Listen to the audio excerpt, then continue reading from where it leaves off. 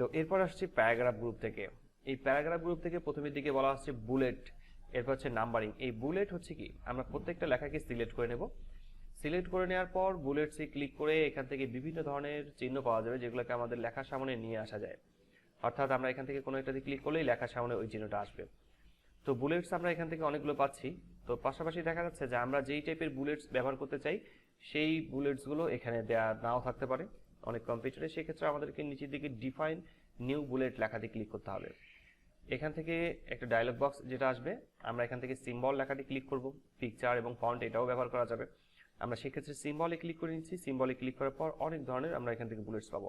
যেমন এটা সবার নিচের দিকে আসছে, স্ক্রলবারটাকে আমরা উপরের দিকে নিয়ে যাচ্ছি। তো এখান থেকে অনেক ধরনের চিহ্ন দেখাচ্ছে, আমরা এখান থেকে যে কোনো ধরনের চিহ্ন ব্যবহার করতে চাই। সেক্ষেত্রে আমি এটা কম্পিউটারের সাইনটা নিচ্ছি, সিম্বলটা, এরপর হচ্ছে ওকে, আবার ওকে। তাহলে ওই সাইনটা, সিম্বলটা আমাদের লেখার সামনে চলে আসবে। তো এবার আবার সিলেক্ট করে নেওয়ার পর যদি এটাকে বাদ দিতে চাই সেক্ষেত্রে বুলেটসে ক্লিক করার পর এখান থেকে নান লেখাতে ক্লিক করতে হবে, তাহলে সেটা মুছে যাবে। এবার হচ্ছে এটাকে হচ্ছে নাম্বারিং। নাম্বারিং আমরা ব্যবহার করতে পারি, লেখাগুলোকে অবশ্যই সিলেক্ট রাখতে হবে। এবার হচ্ছে নাম্বারিং 1 2 3 4 ABCD এর 1 সংখ্যা এই টাইপের নাম্বারিংগুলো ব্যবহার করা যাবে। এবং হচ্ছে মাল্টি লেভেল লিস্ট ঠিক একইভাবেই ব্যবহার করা যাবে। আর এই দুইটা মূলত দেখা যাচ্ছে যে ডিসার্ডিং এবং একটা হচ্ছে ইনসার্টিং। তো এই দুইটাকে আমরা মূলত লেখাগুলোকে সিলেক্ট করে নেওয়ার পর, যেমন লেখাগুলোকে সিলেক্ট করে নেওয়ার পর আমরা যদি এখানে ক্লিক করে থাকি লেখাগুলো ডান দিকে সরতে থাকবে, আবার এখানে ক্লিক করে লেখাগুলো বাম দিকে চলে আসবে। আমরা এটা আগের অবস্থায় রাখলাম। তো এখান থেকে আরেকটা বিষয় আছে, সেটা হচ্ছে প্রথমে আমি লেখাটাকে সিলেক্ট করে নিচ্ছি। সিলেক্ট করে নেওয়ার পর মূলত এটা হচ্ছে অ্যালাইন্স মানে টেক্সট লেফট, বাম দিক থেকে লেখা শুরু হচ্ছে। আবার এটা হচ্ছে সেন্টার, আমরা এখানে ক্লিক করে লেখাগুলো মাঝামাঝি দিকে অবস্থান করবে। আর এটা হচ্ছে রাইট সাইড, অর্থাৎ অ্যালাইন্স হচ্ছে রাইট, আমরা এখানে ক্লিক করলে লেখাগুলো ডান দিকে যাবে। আর এটা হচ্ছে জাস্টিফাই, আমাদের দুই দিকে লেখাগুলোকে সমান করে নেওয়ার জন্য যদি আমরা কোনো প্যারাগ্রাফ তৈরি করি সেক্ষেত্রে এই দিকের লাইনটাকে সমান রাখবো, এই দিকের লাইনটাকে সমান রাখার জন্য জাস্টিফাই ক্লিক করে এটাকে সমান করতে পারি। পাশাপাশি এটাকে বলা হচ্ছে লাইন স্পেসিং। আমরা লেখাগুলোকে সিলেক্ট করে নেব। উপরের লাইন এবং নিচের লাইনের মাঝখানে যে গ্যাপটা আছে এই গ্যাপটাকে বাড়ানো এবং কমানোর জন্য আমাদেরকে লাইন স্পেসিং ব্যবহার করতে হয়। লাইন স্পেসিংয়ে ক্লিক করার পর সবার শেষের দিকে দেখবো রিমুভ স্পেস আফটার প্যারাগ্রাফ লেখা আছে, এখানে ক্লিক করলে লেখাগুলোর মাঝে দ্রুতটা কমে আসবে। আবার এখানে ক্লিক করার পর 1.0 ক্লিক করলে আবার কমে আসবে। এখান থেকে আদর্শ সাইজ হচ্ছে 1.5, এটা একটা লাইন স্পেসিং। এইখান থেকে ক্লিক করে লেখাগুলোর মাঝে দ্রুতটাকে ঠিকভাবে বাড়ানো এবং কমানোর কাজটা করে নেওয়া যাবে। আমরা এই লেখাটাকে সিলেক্ট করে এটাকে মাঝখানে নিয়ে যাচ্ছি। তো এই লেখাটাতে ক্লিক করে রেখে আমরা লেখাটাতে যে কোনো জায়গায় ক্লিক করে রাখলাম। পাশের দিকে এটাকে বলা হচ্ছে শেডিং। এই শেডিংয়ে ক্লিক করার পর আমরা যে কোনো কালার ব্যবহার করতে পারি, অর্থাৎ পুরো জায়গাটা কালার হয়ে যাবে।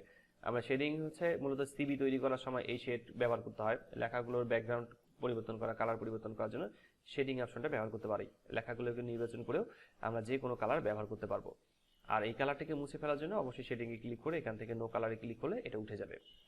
পাশেটা হচ্ছে বর্ডার, আমরা শেডিং এর পরিবর্তে যদি বর্ডার ব্যবহার করতে চাই সেক্ষেত্রে বর্ডারে ব্যবহার করব।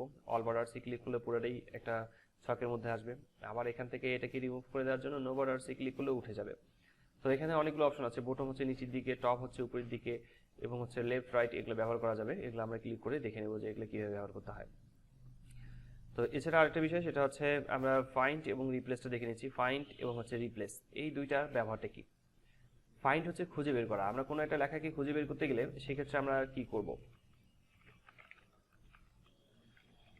বাংলাদেশ কথা লিখলাম। তো আমরা ধরে নিচ্ছি যে বাংলাদেশ কথাটা আমাদের কম্পিউটারে একবারই লেখা আছে, কিন্তু সেটাকে খুঁজে বের করতে গেলে অনেক সময়ের দরকার আছে। যেমন এই পেজটাতে অনেকগুলো ওয়ার্ড আছে, 1000 ওয়ার্ড থেকে শুধুমাত্র একবার বাংলাদেশ কথাটাকে খুঁজে বের করতে গেলে অনেকবার সেটাকে আমাদেরকে পড়ে পড়ে দেখে তারপর খুঁজে বের করতে হবে। সেক্ষেত্রে আমরা ফাইন্ড লেখাতে ক্লিক করব। ফাইন্ড লেখাতে ক্লিক করার পর ফাইন্ড ওয়ার্ড এই যে বক্সটা আছে সেখানে আমরা লিখব বাংলাদেশ। বাংলাদেশ লেখার পর ফাইন্ড নেক্সট লেখাতে ক্লিক করলে আমাদের লেখাটা যেখানে থাকবে সেখানে গিয়ে সিলেক্ট হয়ে যাবে। তো লেখাগুলোকে খুঁজে বের করার জন্য, অর্থাৎ কোনো ওয়ার্ডকে খুঁজে বের করার জন্য আমাদের ফাইন্ড অপশনটা ব্যবহার করতে হয়। এরপর হচ্ছে রিপ্লেস।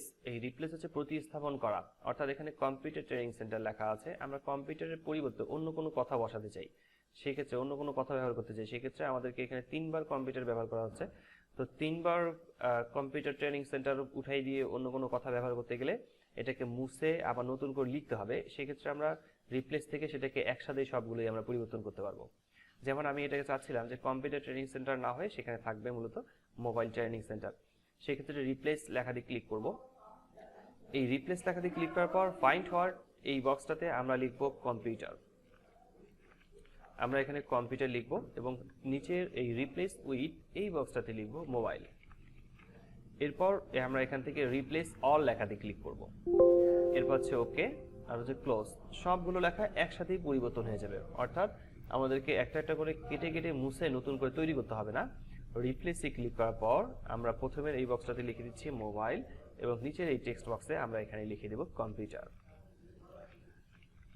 এরপর হচ্ছে রিপ্লেস অল লেখাতে ক্লিক করব, ওকে এবং হচ্ছে ক্লোজ। তাহলে সবগুলো লেখা একসাথেই পরিবর্তন হয়ে যাবে। এটা হচ্ছে রিপ্লেস করা। তো হোম থেকে আমরা এই কাজগুলো দেখলাম, আমাদেরকে পাশাপাশি ইনসার্ট থেকে দেখে নিতে হবে। হোমের প্রত্যেকটা গ্রুপের কাজ এভাবে করে নেওয়ার পর আমরা ইনসার্ট গ্রুপের কাজগুলো করব। এবার হচ্ছে পেজ লেআউট, ঠিক এভাবে আমাদেরকে ভিউ পর্যন্ত প্রত্যেকটা কাজ জেনে নিতে হবে।